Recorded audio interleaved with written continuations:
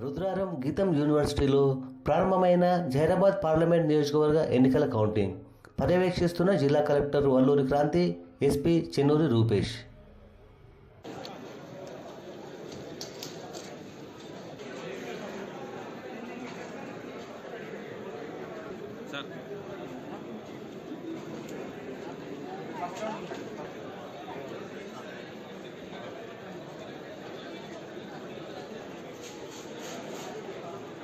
Section 128 of RT Act, which is on maintenance of secrecy.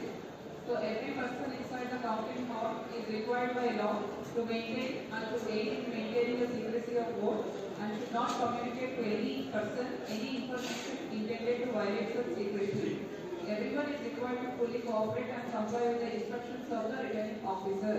Any person contravening the provisions of law in this respect is liable to be punished with imprisonment for a term which may extend to 3 months or with fine or with both. So in section 128 of RT Act, so secrecy of voting అనేది maintain చేయాలి.